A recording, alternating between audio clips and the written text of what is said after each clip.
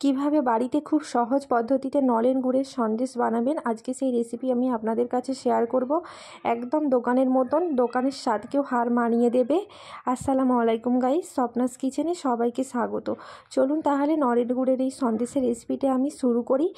ফার্স্টে আমি আধা লিটার দুধকে খুব ভালোভাবে আমি এখানে জাল করে নিয়েছি। আপনারা এখানে দুধের পরিমাণটা বাড়িয়েও নিতে পারেন, 1 লিটারও নিতে পারেন কি 2 লিটারও নিতে পারেন। আমি আধা লিটার দুধ নিলাম, এখানে আমি 2 টেবিল চামচ ভিনিগার দিলাম। দুধটা আমি ফার্স্টে খুব ভালোভাবে কিন্তু জাল করে নিয়েছি।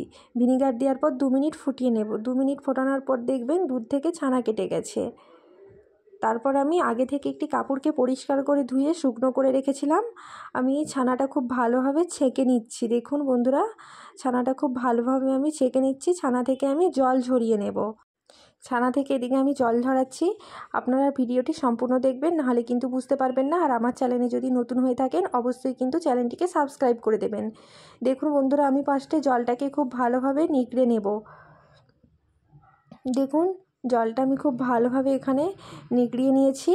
এবারে ঠান্ডা জলের মধ্যে ছানাটা খুব ভালোভাবে আমি ধুয়ে নিচ্ছি। ভিনিগারের যে গন্ধ থাকে একটা, সেটা কিন্তু চলে যাবে। ছানা থেকে আমি 1 ঘন্টার মতন জল ঝরিয়ে নিয়েছি। 1 ঘন্টার পর আমি কিন্তু ছানাটা আপনাদেরকে খুলে দেখাচ্ছি। দেখুন বন্ধুরা, 1 ঘন্টার পর আমি খুলে দেখালাম ছানাটা একটি থালার মধ্যে নিয়ে নিলাম। ছানাটাকে আমি খুব ভালোভাবে একটু 2 হাতের তালু দিয়ে খুব ভালোভাবে মথে নেব। 5 থেকে 7 মিনিটের মতন আমি ছানাটাকে খুব ভালোভাবে মথে নিচ্ছি। দেখুন, তাহলে কিন্তু সন্দেশটা একদম নরম তুলতুলে আর সফট হবে, আর খেতেও কিন্তু একদম খুবই পারফেক্ট। দেখুন 5 থেকে 7 মিনিট সময় ধরে আমি কিন্তু এই ছানার ডোটাকে মথে নিচ্ছি। আপনারাও কিন্তু ছানার ডোটাকে অবশ্যই মথে নেবেন।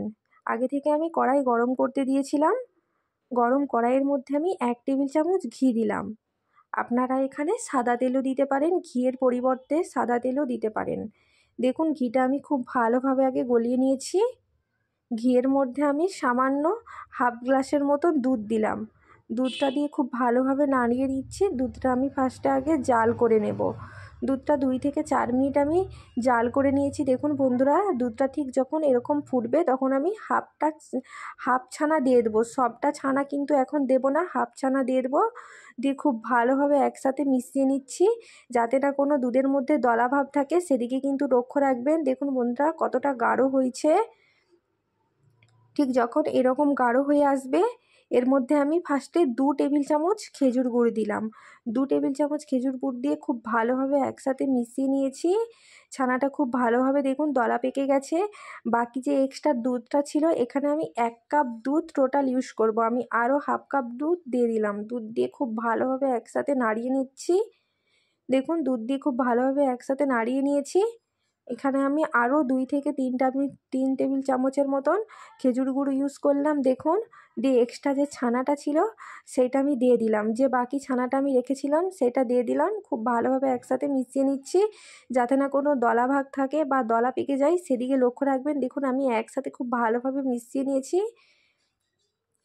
দেখুন কড়াই থেকে কিন্তু ছানাটা এরকমভাবে ছেড়ে দিচ্ছে, তাহলে জানবেন ছানার ডোটা খুব ভালোভাবে পারফেক্টভাবে তৈরি হয়ে গেছে। তখন কিন্তু গ্যাসের ওভেনটা অফ করে দেবেন। তারপর আমি এখানে একটা কেক টিন নিয়েছি। কেক টিনে কিন্তু অবশ্যই আগে থেকে তেল ব্রাশ করবেন। আমি কেক টিনে আগে থেকে অবশ্যই তেল ব্রাশ করে রেখেছিলাম। এবারে আমি ছানাটা খুব ভালোভাবে চারিদিকটা সমান করে নিচ্ছি। দেখুন ছানাটা খুব ভালোভাবে আমি চারিদিকটা সমান করে নিচ্ছি। ছানাটা আমার অল্প ছিল, তো তাই আমি এক সাইডেই ছানাটা খুব ভালোভাবে কেক টিনের মধ্যে সেট করে নিলাম। আপনাদের যদি ছানা বেশি থাকে তো আপনারা পুরো ছানাটা কেক টিনের মধ্যে সেট করে নিতে পারেন। আমি 3 ঘন্টা পর আমি আপনাদেরকে দেখালাম। 3 ঘন্টার মতন আমি রেস্টে রেখেছিলাম। 3 ঘন্টার পর আমি আপনাদেরকে কেটে দেখাচ্ছি। দেখুন ছানাটা কতটা পারফেক্ট হয়েছে, কতটা সফট আর নরম তুলতুলে হয়েছে, খেতে জাস্ট অসাধারণ। আপনারা এই ছানা রেসিপিটা একবার হলেও বাড়িতে ট্রাই করবেন। দোকানে খাচ্ছেন না বাড়িতে বানিয়েছেন বুঝতেও পারবেন না। দোকানের স্বাদকেও হার মানিয়ে দেবে। আর ভিডিওটি কেমন লাগলো কমেন্টে কিন্তু অবশ্যই জানাবেন। আর ভিডিওটি ভালো লাগলে অবশ্যই সাবস্ক্রাইব করে দেবেন আর কমেন্টে জানাবেন। আল্লাহ হাফেজ।